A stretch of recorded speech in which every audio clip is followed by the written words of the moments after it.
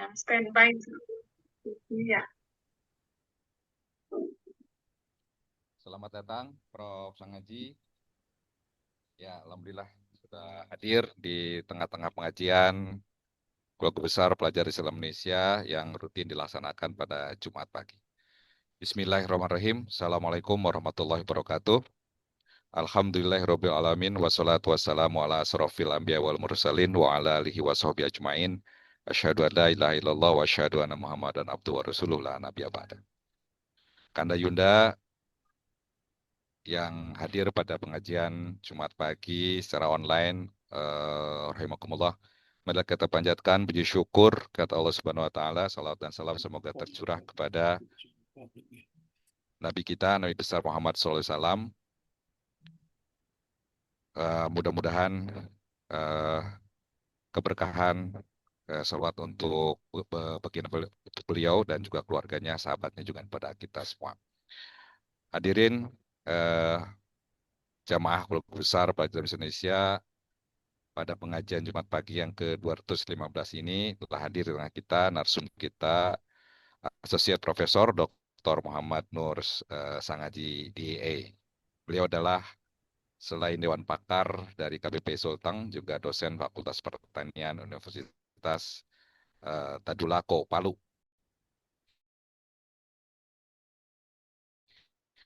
Tema yang akan dibawakan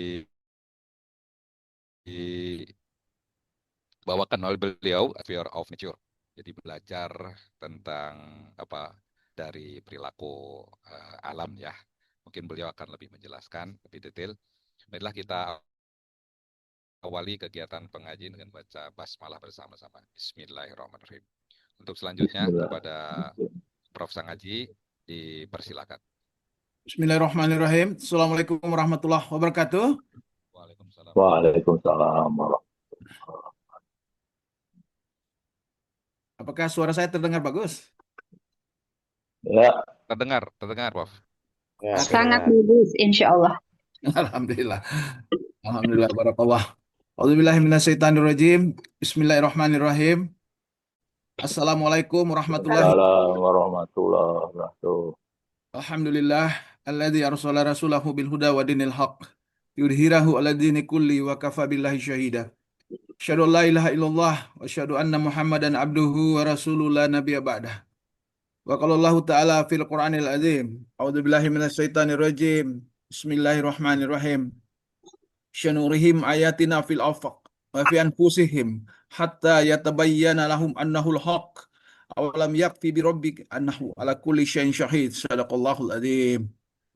Yang saya sangat muliakan para senior dan para junior yang tergabung dalam pengurus besar alumni pelajar Perhimpunan Pelajar Islam Indonesia. Alhamdulillah kita bisa bertemu pada kesempatan yang berbahagia ini. Yang pertama saya harus minta maaf sebesar-besarnya karena membuat sahabat-sahabat semua menunggu. Saya salah menginterpretasi jam gitu. Jadi saya seperti pada minggu yang lalu karena ada kegiatan saya juga di tempat yang lain, tapi saya mengikuti presentasi pada minggu yang lalu saya menyangka bahwa jam 8 tepat di Sulawesi Tengah atau di Palu begitu. Nah, itulah sebabnya saya masuk kampus dulu, tapi saya masuk kampus untuk mencari salah satu herbal yang tumbuh di dalam kampus yang bisa dijadikan minuman. Jadi connect dengan dengan topik learning from the behavior of plant ya. Ada bunga telang ya kata orang Makassar atau bahasa Bugis. Tapi herbal ini ditemukan di Ternate oleh Wales. Karena itu namanya Clitoria ternatea.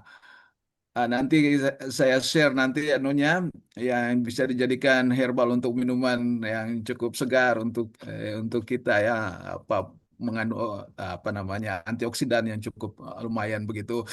Eh, itu loh menjadi satu alasan kenapa saya terlambat dan saya ditelepon oleh adinda saya Joni Hasan. Saya terburu-buru, sangat terburu-buru dan berangkat karena itu ada sedikit masalah di sharing apa namanya screen-nya begitu sehingga nanti dalam proses perjalanan mudah-mudahan bisa tampil.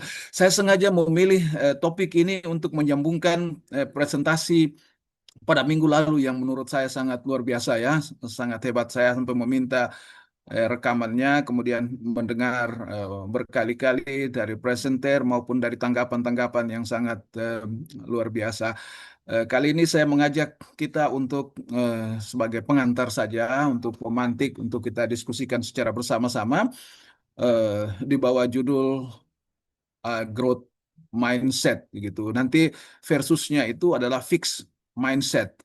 Tapi sebelum kita ke sana, kita eh, kaji dulu perbedaan antara makhluk-makhluk yang Allah ciptakan di muka bumi ini dibandingkan dengan manusia. Saya kira kita semua sepakat bahwa manusia adalah proses atau hasil penciptaan Allah yang paling agung, paling mulia, bahkan dibandingkan dengan malaikat dalam perbandingan-perbandingan tertentu. Terutama tentu saja dalam hal akal pikiran, begitu ya. Eh, saya menjadi MC pada waktu Habibie datang ke Universitas Tadulako. Jadi saya waktu itu masih posisinya sebagai mahasiswa. Dan waktu itu Habibie pernah bilang begini, kalau nanti otak manusia itu divisualisasi,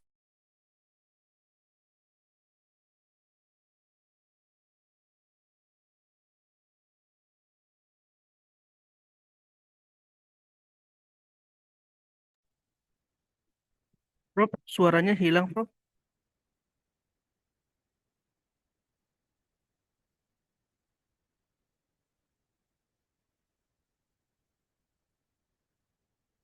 divisualisasikan dalam bentuk alat seperti komputer, maka kita butuhkan komputer sebesar alam ini, diucapkan oleh beliau.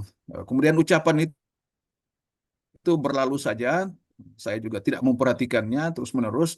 Tapi ketika saya mendengar presentasi dari sahabat saya, eh, siapa? Salah satu dekan di Jakarta yang mempelajari mendalam tentang saraf manusia, Taufik ya, beliau bilang bahwa kapasitas dari otak manusia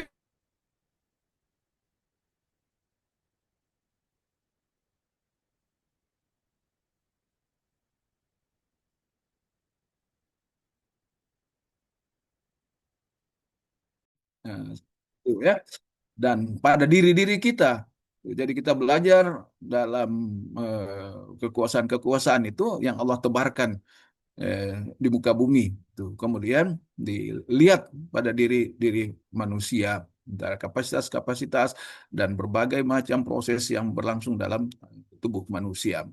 Di bagian yang lain di Al-Imran 190 sampai 191 itu juga pernyataan yang sangat agung sekali.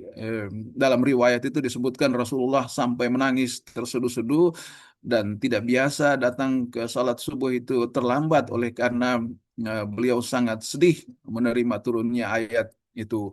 Itu ayat yang kalau kita baca asbabun nuzulnya itu eh, kaum apa Quraisy mendatangi kaum Yahudi kemudian menanyakan tentang mujizat yang ditunjukkan oleh eh, eh, nabinya nabi yang hidup pada zaman itu yaitu Nabi Musa. Kemudian ditunjukkan tentang tongkat dan kelebihan-kelebihannya. Kemudian mereka juga datangi kaum Nasrani menanyakan tentang mujizat yang diberikan kepada Nabi Isa, lalu diceritakan tentang kebisaannya dia untuk menghidupkan orang mati dan seterusnya. Lalu mereka datangi Rasulullah untuk ke menanyakan tentang apa yang bisa ditunjukkan kepada mereka, tapi dengan permintaan agar menjadikan Bukit Safa itu menjadi emas semua begitu. Eh, Pernyataan ini agak sedikit relevan dengan kota Palu karena di bukit kami di tengah lembah Palu ini sekarang lagi dibongkar masnya ini gitu ya di lembah Palu ini begitu waktu itu. Lalu Rasulullah berdoa kepada Allah maka turunlah surat Al-Imran 190 sampai 191 itu. Kira-kira begitu kurang lebih ya. Inna fi khalqis samawati wal ard wa ikhtilafil laili wan nahari la ayatin li ulil albab alladzina yadhkuruna Allaha qiyaman wa qu'udan wa ala junubihim wa yatafakkaruna fi khalqis samawati wal ard Rabbana ma khalaqta hadza batilan subhanaka faqina adzabannar. Ya, dalam penciptaan langit dan bumi, pergantian malam dan siang itu menjadi tanda bagi orang-orang ulil albab. Mereka-mereka yang berpikir, yang menggunakan akal pikirannya. Lalu bertanyalah kita, siapa orang-orang yang berakal, yang berpikir itu? Alladzina yazkurunallaha qiyamau wa qu'udau wa ala junubihim wa yatafakkaruna fi khalqis samawati wal ard rabbana ma halakta hadza batilan subhanaka fakina adzabannar. Jadi, orang-orang yang disebutkan ulil albab itu adalah mereka yang mengingat Allah, ya, mengingat Allah dalam posisi berdiri, posisi duduk, posisi berbaring gitu ya, sambil memikirkan tentang penciptaan Allah. Kemudian menyatakan, ya Allah, Engkau menciptakan segala sesuatu yang tidak dengan sia-sia, gitu ya. Jadi ya, yang pertama adalah perenungan. Siapa mereka itu? Alladzina yazkurunallaha qiyaman. Jadi mereka merenung. Dalam hal ini berarti mereka mengingat. Berarti posisinya adalah posisi zikir kepada Allah, ya, dengan adanya penciptaan itu. Kemudian yang berikut itu adalah fikir. Jadi di sini kita lihat perbedaan atau perbandingan antara dua konsep sekaligus, yaitu merenung, memahami, gitu ya. Kemudian memikirkan. Yang pertama lewat zikir, gitu ya. Yang kedua melalui fikir. Gitu. Jadi ini kesatuan yang sangat luar biasa. Tapi di ujungnya disebutkan kemudian sambil berkata, Rabbana ma khalaqta hadza batilan subhanaka fakina adzabannar. Ya Allah, you created this all is not for nothing. Ya, kamu menciptakan segala sesuatu ini tidak dengan sia-sia. Jadi ketika kita memahami secara bersama-sama bahwa penciptaan segala sesuatu ini tidak dengan sia-sia, maka pengelolaannya juga harus dengan sungguh-sungguh dan bijak gitu. Jadi masuk aspek ekologis di sini. Ini penting menurut saya untuk disampaikan karena kita hari ini sedang berada dalam proses untuk memburu harta benda kita dengan serampangan sehingga melahirkan berbagai macam bencana hidrologik yang terjadi di hampir semua kawasan di Indonesia. Kebetulan Sulawesi Tengah salah satu yang disikat habis-habisan ini sampai ke puncak, itu pembongkaran habis-habisan untuk memburu harta benda yang bernama mining, pertambangan, gitu ya. Kemarin Profesor Ali Kodra dari IPB datang ke Sulawesi Tengah dan dia berikan kuliah umum di Universitas Tadulako. Kekayaan yang sedikit adalah tambang-tambang itu yang sekarang seolah-olah sangat besar sekali itu, tapi kemudian menghancurkan kekayaan yang besar. You are Indonesia, saya bilang in Sulawesi.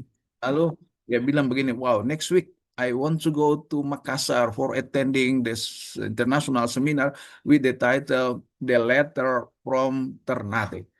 Jadi Dia bilang minggu depan saya ke Makassar untuk menghadiri satu seminar internasional berjudul Surat dari Ternate. Ini saya cerita berkaitan dengan ekologis ya, karena bidang saya ekologi manusia.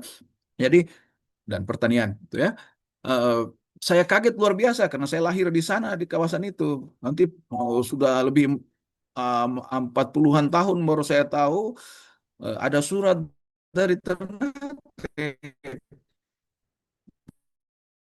diseminarkan dari Wallace, itu Wallacea kita selalu menyebutkannya itu kepada Darwin di apa Inggris atau Galapagos itu ya. Oh, komunikasi-komunikasi ekologis yang berlangsung sekian lama, yang kemudian kabarnya Darwin terinspirasi lalu melahirkan teori yang kita semua menentangnya, yang teori evolusi yang menyebutkan bahwa manusia berasal dari monyet itu. Itu the original by species for the natural selection, berdasarkan seleksi alam itu gitu. Lalu kita semua akan menolak bahwa apakah benar manusia itu berasal dari monyet gitu. Ada sebagian pemikir ilmuwan menyebutkan bahwa sesungguhnya manusia dengan binatang itu tidak jauh berbeda. Dia dibedakan oleh kemampuan untuk menciptakan alat dan menggunakannya. The man is a tool making and used animal. Katanya seperti begitu, begitu. Uh, oh, kita akan menolak dengan sangat keras. Tapi Quran itu menyebutkan begini, walaqad zaralna li jahannama katsiran minal jinni wal ins lahum qulubun la yafqahuna biha walahum a'yunun la yubsiruna biha walahum adhanun la yusma'una biha ulaika kal an'am bal hum adall wa ulaika humul ghafilun. Itu, neraka jahanam itu dengan bangsa jin dan manusia, yaitu mereka yang punya hati tapi eh, tidak digunakannya untuk merenung atau memahami, yaitu mereka yang punya mata tapi tidak digunakan untuk melihat ayat-ayat Allah, dan mereka yang punya telinga tapi tidak mendengar ayat-ayat Allah. Mereka itu kata Quran sama atau seperti hewan-hewan ternak, bahkan lebih rendah darinya. Seperti begitu. Jadi kalau konsep berbasis kepada Quran ini, maka eh, perbedaan kita dengan binatang itu ada pada penggunaan indera yang ada pada kita. Yang pertama hati, merenung, kemudian mata, kemudian telinga. Kalau kita bilang tentang indera indera ini dibandingkan, maka binatang kan juga punya mata, dia juga punya telinga, seperti begitu ya. Tapi yang mungkin yang tidak bisa dimanfaatkan secara baik atau itu adalah tentang perenungan. Jadi binatang tidak melakukan perenungan. Hanya kita manusia yang punya perenungan karena diberikan akal budi untuk berpikir. Tapi kita juga harus belajar karena syanurihim ayatina fil afaq, ya, dan kami perlihatkan tanda-tanda kekuasaan kami di segenap penjuru alam semesta. Karena itu dia menjadi pelajaran bagi kita untuk merenung. Bagaimana kamu bisa putus asa padahal kamu bisa bergerak kemana-mana? Bagaimana kamu bisa putus asa kalau kamu bandingkan dengan eh, eh, hewan yang komparatif, tidak bergerak, tidak bisa kemana-mana? Bagaimana bisa itu? Kalau Allah membuat mekanisme bagi hewan dan bagi mereka untuk memperoleh makanannya dalam kadar-kadar yang ditetapkan oleh Allah.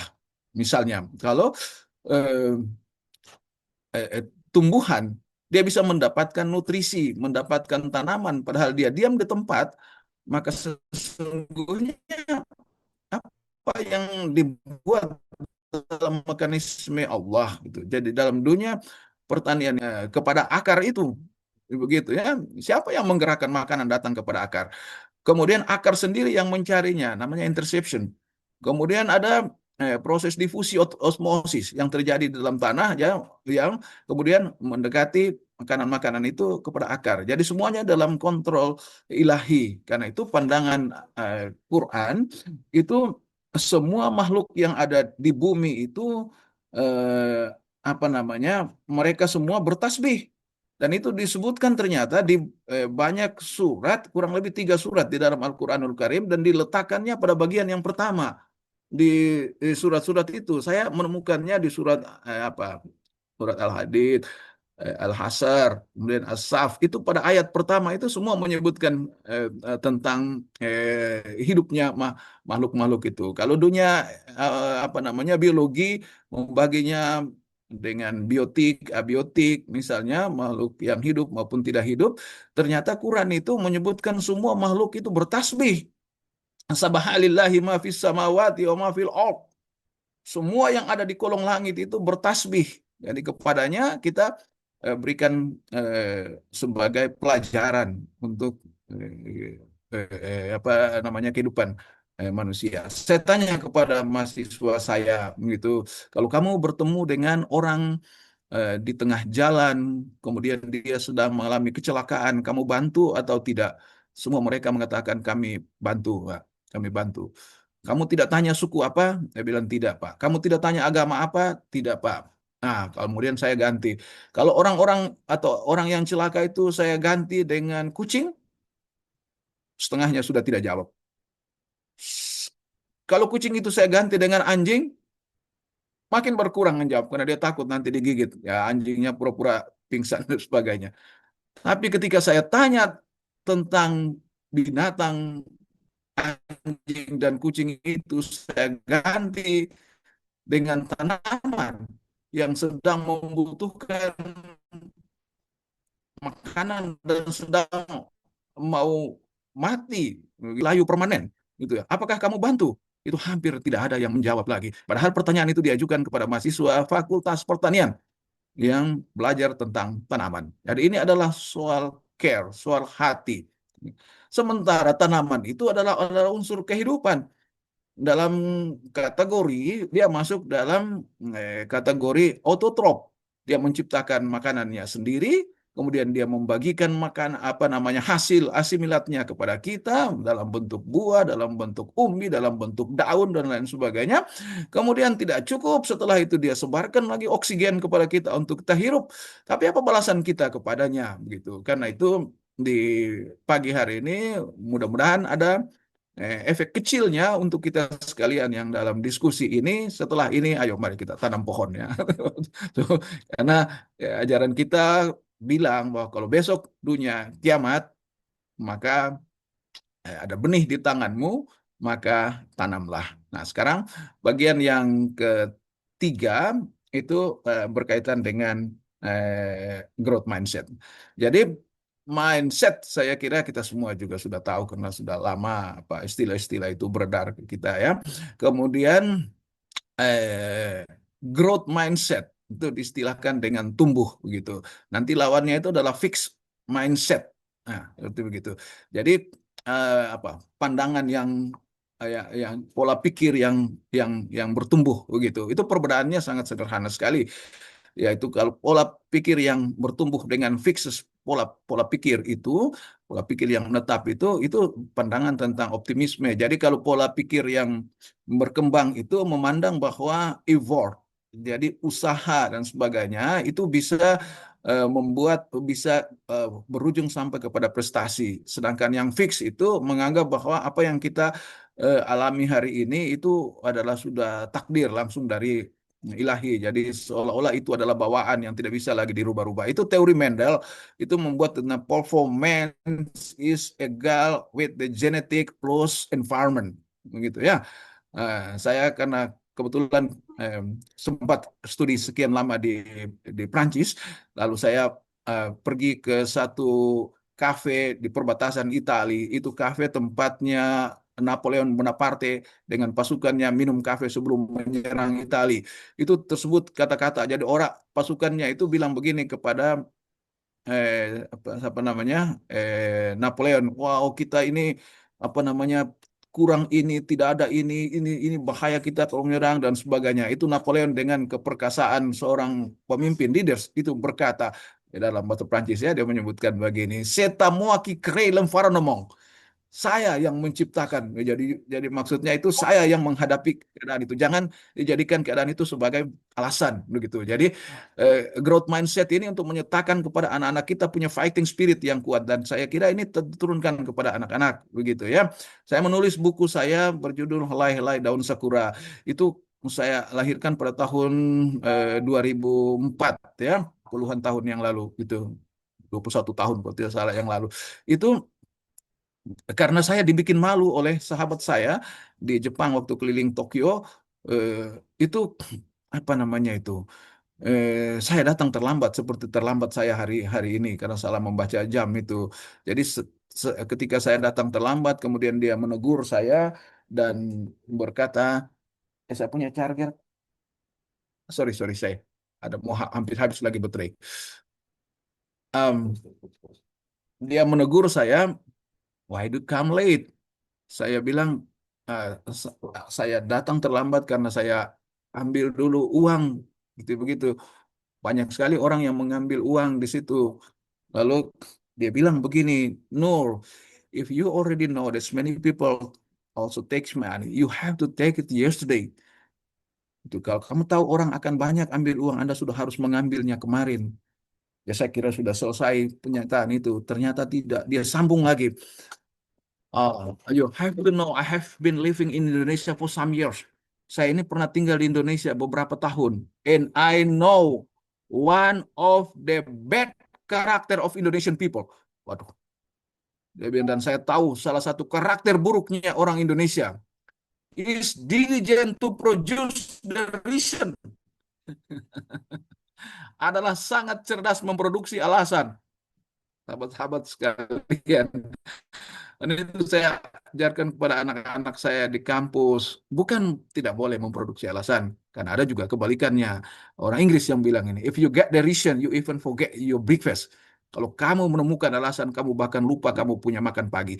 Cuma kita selalu meletakkan alasan negatifnya yang membuat kita menjadi lemah dan kita menjadi tidak kuat. Nah, itu berkaitan dengan apa namanya growth mindsetnya ya. Sedangkan kalau dia fix mindset itu kita pasrah, kita berserah kepada ilahi. Saya tutup supaya kita punya waktu banyak untuk berdiskusi. Saya dapat pandangan bahwa sebenarnya karena pikiran kita, jadi starting from our frame of thinking, kita akan sampai kepada destiny, kepada takdir. Jadi Allah memberikan kita apa namanya itu akal itu ternyata ujungnya menurut pemahaman dan pikiran saya itu mengujungnya itu akan kemudian menemukan takdirnya. Gitu. Dan itu orang bilang saya kira banyak juga kita telah tahu itu ada yang mengatakan bahwa be careful with your think because it will be your words. Hati-hati dengan pikiranmu sebab dia akan berubah menjadi kata-katamu. And be careful with your words because it will be your action. Jadi dengan kata-katamu akan berubah menjadi tindakanmu. And be careful with your action because it will be your habit. Jadi kebiasaanmu. And be careful with your habit because it will be your character. Jadi karakter posisinya di sini begitu. Dan salah satu misi Rasulullah adalah membangun karakter, menyempurnakan akhlak. Gitu ya. Dan setelah karakter itu tercipta, maka dia bilang be careful with your character because it will be your destiny. Jadi hati-hati dengan karaktermu sebab dia akan berujung kepada takdir. Jadi karakter baik dan karakter buruk insya Allah ujungnya kepada takdir. Dan hadits qudsi menyebutkan ana indal jinni abdi. Aku ada dalam prasangka hambaku. Jadi kalau pikiran mulai dari akal akan mengikuti kita dengan effort, ya, maka insya Allah akan lahir takdir, yaitu membuat kita jadi bisa. saya tanya kepada anak-anak saya, karena saya sampai hari ini insya Allah alhamdulillah semoga tidak jatuh kepada ria, mengajarkan kepada anak-anak siapa saja tanpa membedah-bedahkan agama, suku, bangsa, dan sebagainya. Mengajarkan mereka lebih dari 10 tahun ini tentang bahasa Inggris dengan bahasa Prancis, dan semuanya dilakukan secara gratis.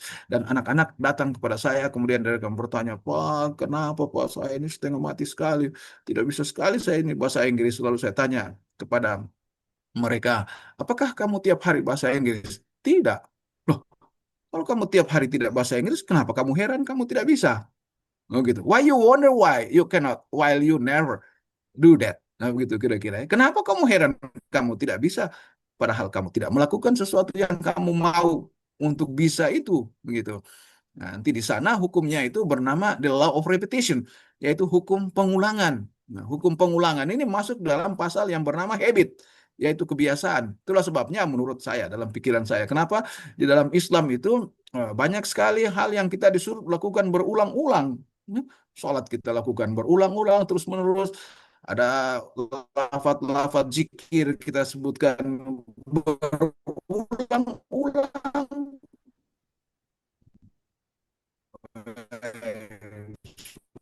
Subhanallah, subhanallah, alhamdulillah, tiga kali dan sebagainya. Nanti insya Allah di akhir hayat kita menyebutkan la ilaha illallah Muhammad Rasulullah. Insya Allah itu dalam pandangan ini adalah proses-proses berulang yang kita lakukan yang mempengaruhi juga sikap dan perilaku behavior dari kita, tentu saja seperti begitu. Karena ada yang bilang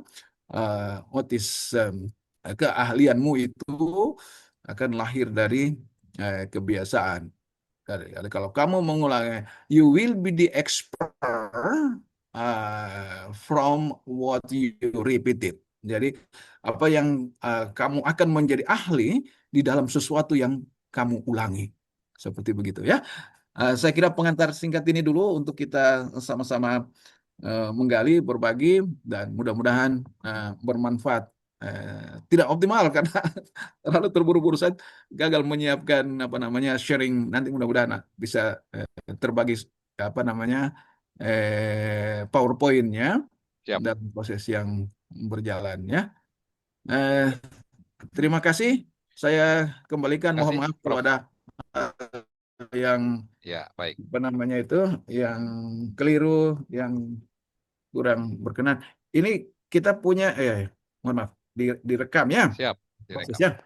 Ya, Baik, Prof. Terima kasih. Belum Barakallah. Kembalikan. diskusi karena ini pemantiknya juga menarik. Prof, pada waktu sampai jam berapa? Terus saya. Oh, mantap. Pak Dubes yang saya lihat itu ya. 2 itu dulu. Nanti siapa lagi ya? Oh, ya silakan Bu Neni. Bu Sri Neni baru Pak Dubes. Silakan Bu. Masih di mute. Oke. Nah. Assalamualaikum warahmatullahi wabarakatuh. Waalaikumsalam warahmatullahi wabarakatuh. Alhamdulillah, saya bertemu dengan pengisi acara hari ini, pemateri hari ini adalah seorang ahli pertanian. Karena tadi malam itu saya sedang berpikir tentang pepohonan, yaitu ya pepohonan itu kita perlukan. Jadi manusia membutuhkan pepohonan karena kita butuh oksigennya. Bukan begitu ya Pak ya? Ya. Ya. Jadi kemarin ini saya tidak sengaja berjalan di daerah Kumuh, Pak. Jadi di situ orang-orang itu membangun rumah itu, saya seperti susah bernapas di situ ya. Jadi lingkungannya kurang bersih ya, padahal itu di Kota Madia ya, Kota Madia Bandung. Saya ingin melapor juga tuh ke wali kota ya. Jadi saya berpikir begini, sepertinya di sini kurang oksigen gitu. Saya berpikir karena tidak ada lahan, bagaimana kalau pohon itu bisa merayap di di atap ya, di atap rumah, di genteng gitu. Maksud saya itu merusak tidak Pak? Merusak bangunan tidak Pak? Ya begitu saja Pak, terima kasih. Assalamualaikum warahmatullahi wabarakatuh. Ya, silakan Pak Dubes. Masih di mute. Oke, terima kasih Prof. Nur. Sudah lama ini saya nggak ke Tadulako. Salam untuk Prof. Amar. Saya sudah 2 kali diundang ke sana.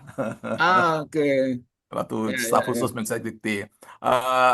Prof. Nur, ini apa yang dibahas oleh kita ini sangat fundamental ya dan sangat strategis, dan inilah sebetulnya masalah utama umat Islam belum punya kesadaran untuk bagaimana sebetulnya mengoptimalkan karunia Allah yang dahsyat itu ya, sehingga akhirnya kita itu masuk neraka gara-gara punya karunia tapi tidak dimaksimalkan gitu loh. Nah ini mungkin padahal di Al-Quran itu kan sangat kaya ya soal growth mindset itu, supaya kita selalu belajar ya, kemudian selalu to growth gitu loh. Tapi kita gagal. Nah ini bagaimana ini cara memperbaiki begitu ya? Ini apa yang salah? Nah, pendidikan kita itu banyak yang tidak efisien, tidak efektif gitu lah. Nah, ini kan menunjukkan memang cara berpikir kita itu masih berhenti kepada hal-hal yang sifatnya lahiriah saja, ya permukaan saja gitu loh. Tidak total, tidak deep yang sering sekarang mulai diingatkan oleh Menteri Pak Prof Mukti ini. Nah, ini bagaimana kita betul-betul merubah pola berpikir, pola pendidikan ya. Betapa banyak tanpa disadari pendidikan kita itu tidak efisien, tidak efektif itu. Padahal konsep Islam itu misalnya lifelong education itu kan jelas itu, utlubul ilma minal mahdi ilal lahdi itu. Tapi diadopsi oleh orang luar gitu loh. Begitu juga misalnya kita bagaimana kita harus berjuang, kita wajahidu fillahi haqqa jihadi, kalau berjuang tuh berjuanglah yang sungguh-sungguh.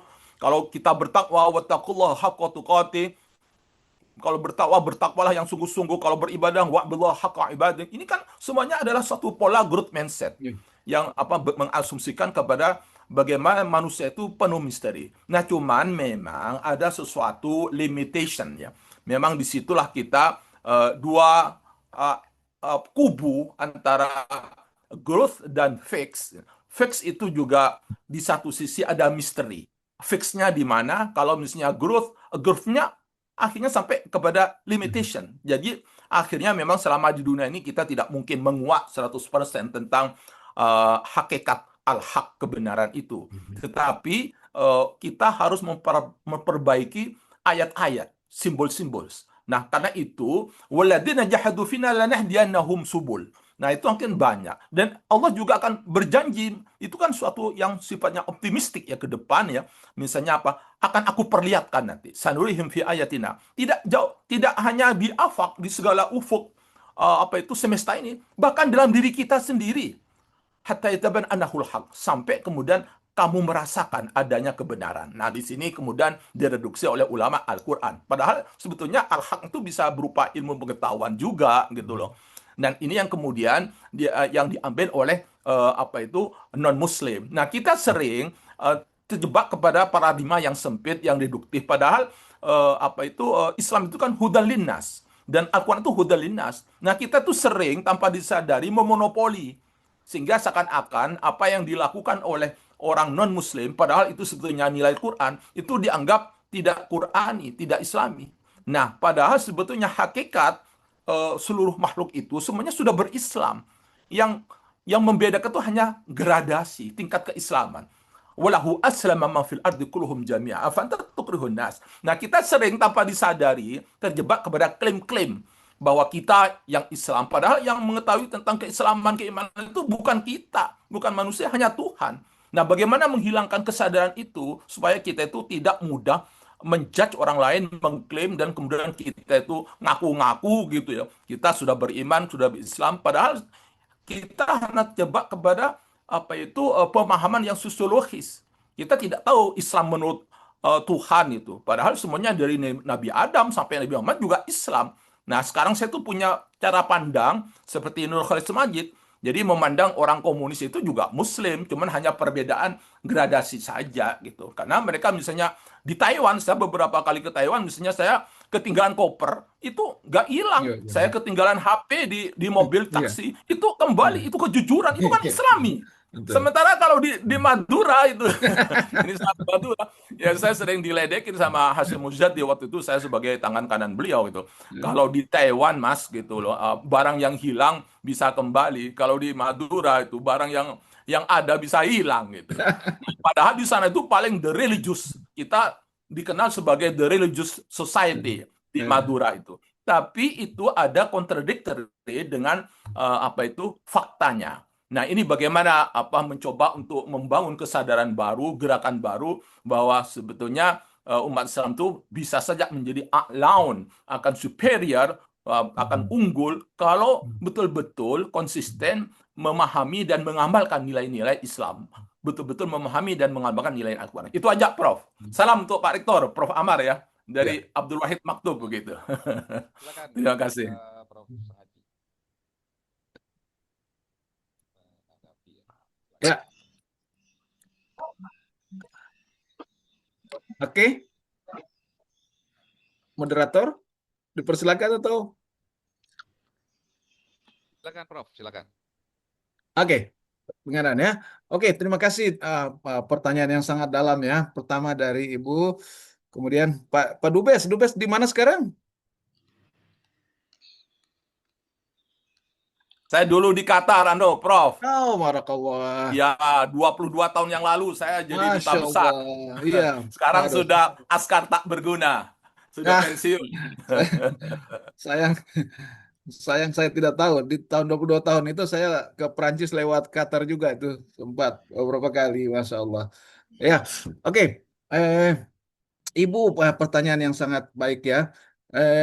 Kita sedang ada di alam di mana polusi berkembang dengan sangat pesat sekali ya, terutama di daerah-daerah perkotaan. Karena itu kami khususnya dalam dunia pertanian itu mendorong apa yang disebutkan dengan urban farming. Urban farming, nah, tentu saja penghijauan kota dan sebagainya itu adalah soal yang lain. Tapi urban farming untuk mendapatkan dua hal sekaligus.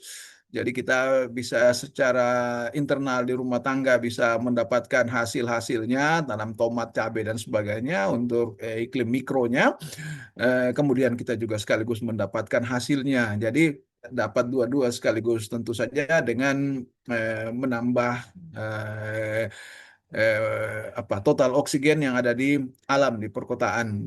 Karena dia akan berhadapan dengan berbagai macam gas ya yang sekarang tumbuh di kota itu gitu. Nah, karbon dioksid, karbon monoksid, kemudian CH4 dan sebagainya yang semuanya itu menjadi isu besar yang sekarang sedang dikhawatirkan oleh dunia yang kita kenal dengan GRK atau gas rumah kaca itu. Nah, kalau gas rumah kaca itu nanti sudah berakumulasi, dia akan menciptakan perubahan iklim yang besar, hujan datang tiba-tiba atau panasnya sangat ekstrim sekali, kita akan kehilangan air. Jadi atau airnya banyak sekali tapi tidak satu tetes pun bisa diminum begitu. Itu adalah problem bencana ekologis gitu ya, bencana hidrometrik yang dihadapi oleh manusia saat ini semakin lama semakin parah begitu. Karena itu kita butuh gerakan secara bersama-sama.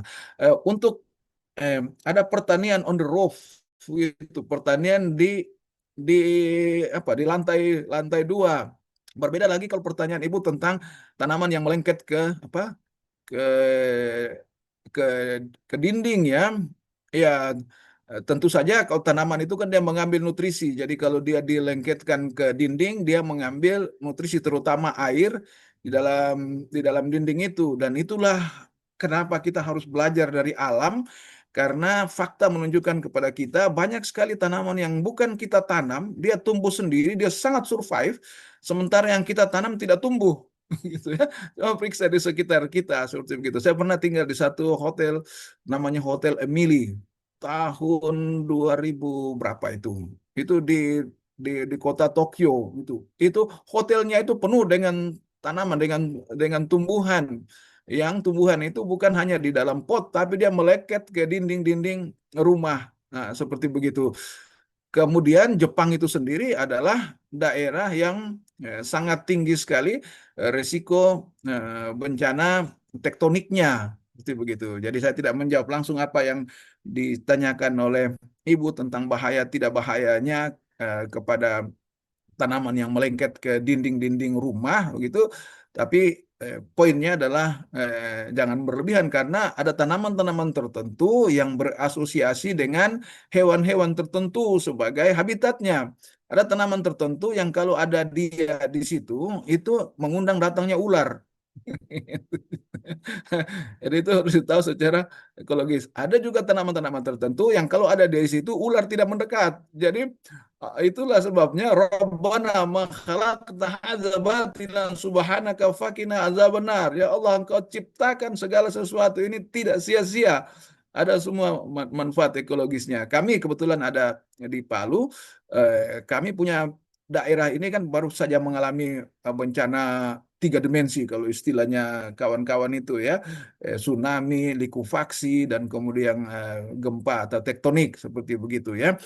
Kawasan ini adalah kawasan yang lembah begitu.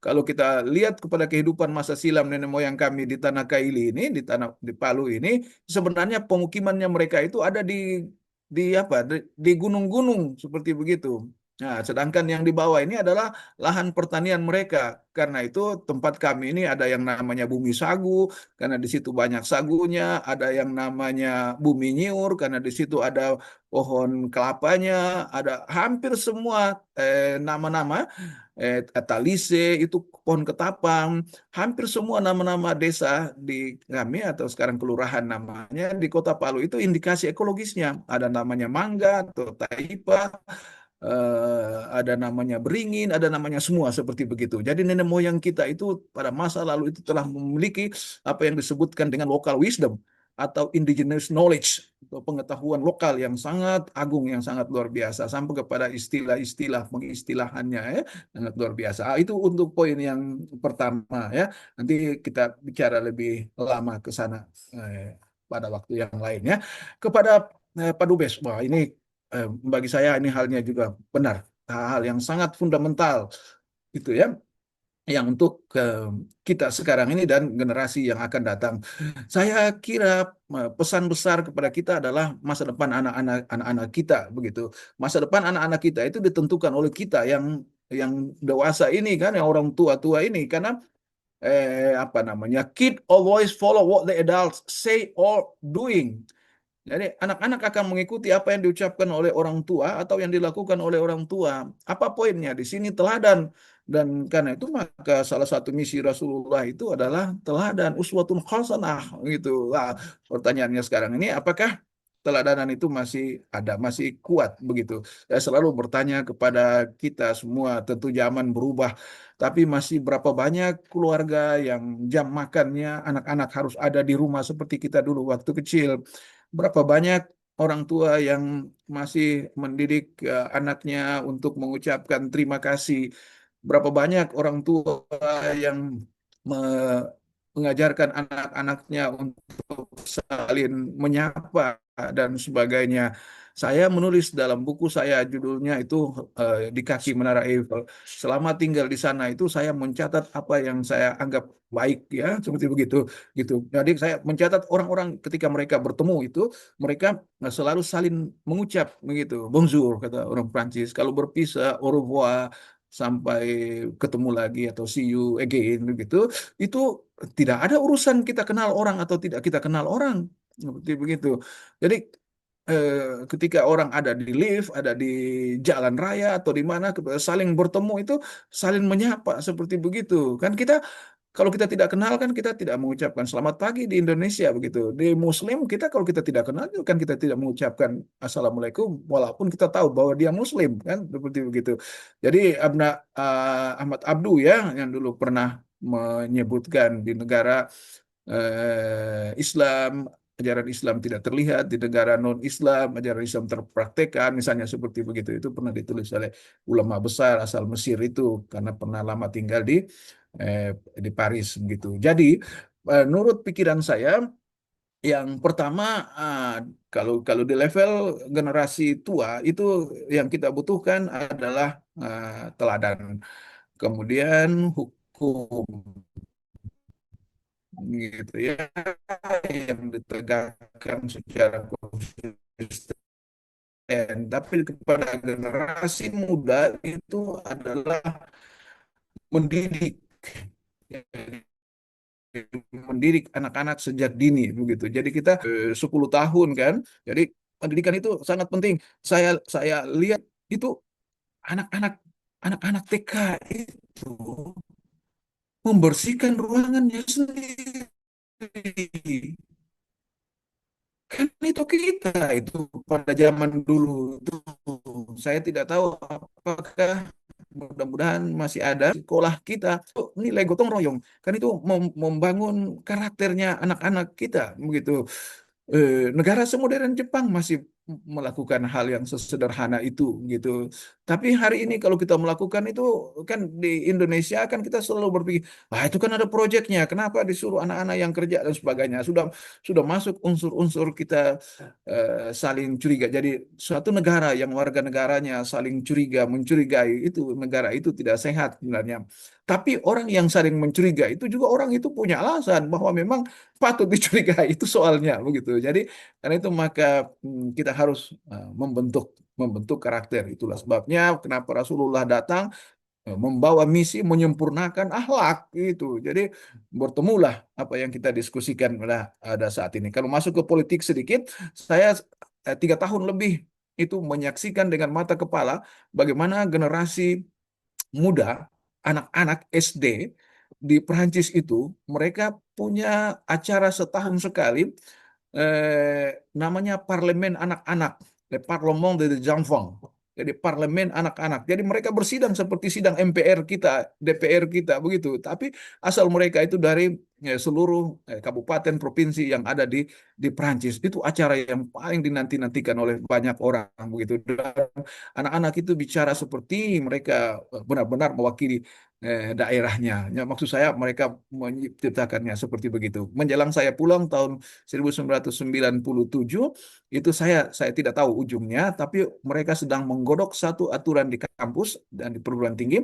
Barang siapa mahasiswa yang kedapatan menyontek kepada temannya, dia akan dikeluarkan dari sekolah atau dari perguruan tinggi tersebut dan ditolak di semua perguruan tinggi di Prancis. Saya kabarkan sampai di situ. Saya tidak tahu dijalankan atau tidak karena saya pulang belum diratifikasi atau belum ditetapkan sebagai undang-undang, tapi sedang diproses seperti begitu. Bagaimana mereka menjaga itu apa namanya integritas dari generasi untuk itu ya.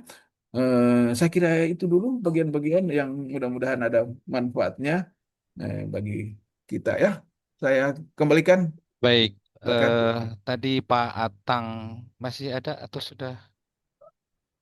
Pak Atang, oh sudah meninggalkan Zoom rupanya. Baik, Cak Agus, silakan Cak. Assalamualaikum warahmatullahi wabarakatuh. Waalaikumsalam warahmatullahi wabarakatuh. Saya rasa materinya cukup fundamental sekali dalam konteks kekinian ya. Nabi Muhammad SAW saja pasukannya tidak boleh merusak ekologis itu. Oleh karena itu ini sesuatu yang fundamental sekali. Apalagi dalam konteks sekarang orang melakukan penebangan hutan, melakukan penjarahan hutan dan lain-lain itu sedemikian masifnya sampai kepada ekosistem laut pun sudah sedemikian rupa tercemar dan bahkan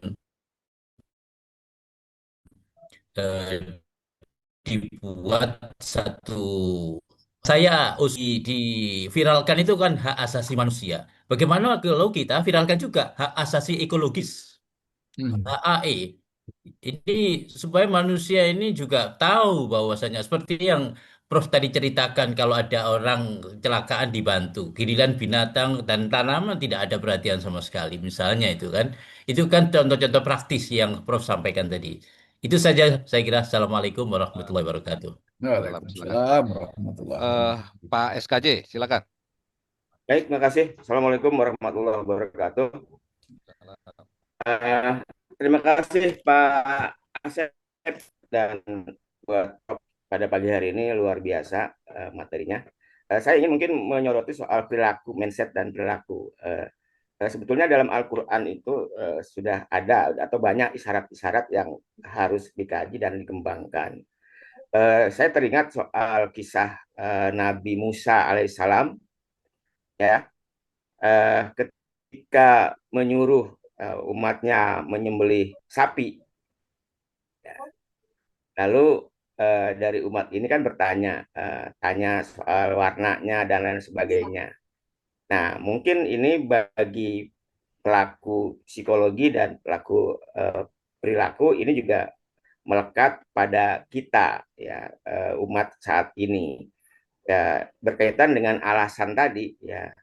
Ya, ada pepatah orang yang tidak pernah salah adalah orang yang selalu membuat alasan, ya. Nah, ternyata alasan itu juga ada dua hal. Ada alasan karena memang fakta dia tidak bisa berbuat sesuatu. Ada alasan karena untuk menghindari tugas dan seterusnya. Saya kira demikian, Prof. Terima kasih. Assalamualaikum warahmatullahi wabarakatuh. Waalaikumsalam warahmatullahi wabarakatuh.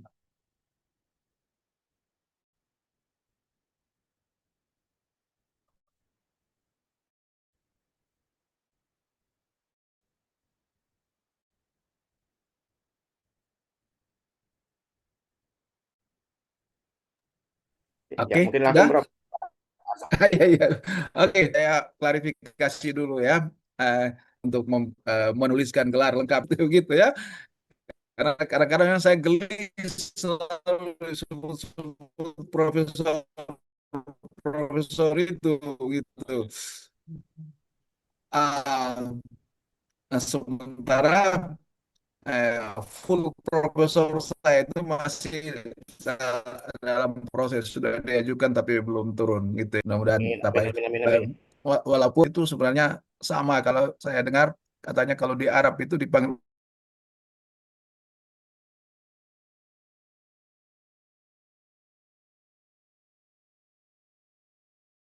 ada orang melubangi kapal, dan karena kita tidak mau terusik, orang itu tidak tersinggung dan sebagainya, dan kita biarkan saja dia terus melubangi kapal, maka kemudian kita akan hancur bersama-sama dengan kapal yang tenggelam di mana kita ada di dalamnya. Maka hati-hatilah dengan bencana yang datang, yang tidak hanya menimpa kepada orang-orang yang berbuat zalim, tetapi juga kepada mereka yang berbuat baik tapi membiarkannya, atau pembiaran atau dibiarkan, begitu kira-kira. Yang terakhir, eh, saya kira benar berkaitan dengan sapi pilihan dan sebagainya tadi. Allah menunjukkan kepada kita tentang contoh-contoh atau hikmah. Karena itu saya kira ada kurang lebih 60-an% kalau tidak salah di dalam Al-Quranul Karim itu bicara tentang kisah. Karena ada falsafahnya begini, tell me the knowledge and I will learn it. Bilang kepada saya tentang ilmu pengetahuan dan saya akan belajar. Itu ya, ilmu. Tapi tunjukkan kepada saya, tell me the story and I will keep it well in my heart forever.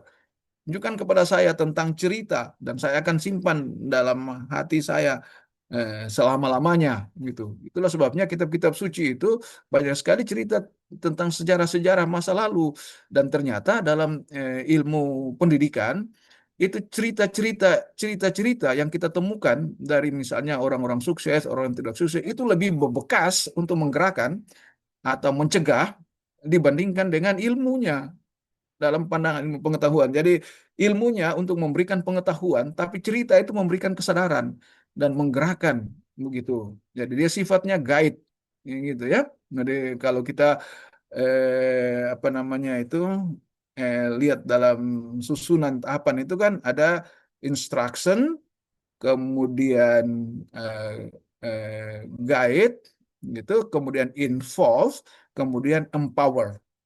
Jadi, if you give instruction to someone, it will produce reaction. But if you guide someone, it will produce imagination. If you involve someone, it will produce understanding. But you make empowerment, it will be produce commitment and action. Jadi di bagian yang terakhir itu yang melahirkan gerakan. Jadi komitmen dan actionnya yang lahir. Tapi untuk sampai ke sana kita akan berhadapan dengan tabiat-tabiat manusia gitu. Tabiat-tabiat manusia itu kalau kita mengacu kepada Daniel Katz, itu ahli attitude, itu dia membaginya kurang lebih 4. Tapi kalau kita sebutkan yang pertama itu disebutkan dengan value ya. Jadi value expressive attitude. Jadi di value ini, manusia yang berada di value ini itu tidak bisa kita rubah seperti apapun, itu akan sangat berat sekali. Bahkan nyawa taruhannya gitu. Kalau orang bilang, awas, hati-hati, itu panasnya itu 1000 derajat Celcius begitu. Kalau kamu masih tetap di situ, dia akan mengatakan tidak. Kami belum mendapat apa wangsit atau sejenisnya. Itu adalah value sesuatu yang tidak bisa manusia yang bersangkutan itu tidak bisa dirubah karena melekat kepada dia itu value yang bersangkutan itu, dan value itu dihadapi oleh para nabi sehingga kita mengetahui bahwa ada nabi yang berjuang sekian lama itu pengikutnya hanya sekian, ada nabi yang berjuang sekian lama pengikutnya hanya sekian, dan itu semua menjadi prototipe bagi kita untuk melihat secara bersama-sama ya. Kalau kita baca Quran itu misalnya ada yang innalladzina kafaru sawaun alaihim andartahum am lam tundirhum la yu'minun. Ya. Kepada mereka sama saja itu. Kamu beri peringatan atau kamu tidak beri peringatan, mereka tidak akan beriman. Itu Allah sampai menandaskan seperti fi qulubihim maradun fajadahumullahu maradan, ditutup pintu hatinya. Ya, itu Daniel Katz dalam ilmu attitude itu menyebutkan dengan value yang disebutkan dengan value expressive attitude itu. Jadi di sanalah challenge-nya, tantangannya kita. Karena itu kita disebutkan disuruh saling menasehati, wa tawasau bil haqq wa tawasau bis sabr. Gitu ya, karena kita bukan Tuhan gitu. Nabi saja berjuang dengan begitu hebat gitu, dilempar sampai patah giginya dalam peristiwa Taif dan macam-macam peristiwa yang Rasulullah sangat menderita. Lalu kalau kita bikin perbandingan, Rasulullah yang dikirim langsung oleh Allah saja menderita seperti itu, bagaimana kita ini diutus oleh siapa? Itu kira-kira seperti begitu ya. Jadi di sanalah ada antara penyampaian kebenaran dan kesabaran. Jadi prosesnya berjalan secara sekaligus. Saya close saja dengan apa yang jadi topik besar kita yang mengarahnya kepada pemikiran dan akal budi. Ini diucapkan oleh, saya lupa siapa yang menyebutkan, saya apakah Maurice Bucaille yang menulis buku tentang yang mendiskusikan tentang pembedahan mayat Maurice Bucaille, Maurice, ya saya lupa. Begini, si pour penser forcément, vous allez être obligé de croire le Dieu. Ya, if you think strongly, you will be forced to believe in God. Jadi di pikiran itu disebutkan begitu. Jadi kalau kamu berpikir dengan sangat dalam, berpikir bersungguh-sungguh, kamu akan menemukan Tuhan. Gitu. Jadi itu kalimat yang sangat indah sekali. Jadi mudah-mudahan akal pikiran yang diberikan kepada kita menjadi kelebihan bagi kita untuk tetap menjadi istiqomah dalam perjuangan mengajak orang kepada kebaikan dan kebenaran. Saya kembalikan syukran kasiran. Luar biasa. Semoga bermanfaat penyampaian ini untuk kita. Billahi taufiq wal hidayah. Wassalamualaikum warahmatullahi wabarakatuh. Waalaikumsalam. Tapi tadi itu belum sampai di akhir, tapi belum closing. Saya kira tetap closing statement biar remember nih, biar kesannya makin mantap ini. Silakan Pak Dr. Sangaji. Saya closing statement lagi. Ya. Oke, saya pakai closingnya ke ekologis, ekologis saja ya. Pakai filosofi dari nenek moyang dari bangsa lain. Bangsa lain ini yang dekat dengan kita. Jadi ada 3 negara di bumi ini yang punya kekayaan komparatif.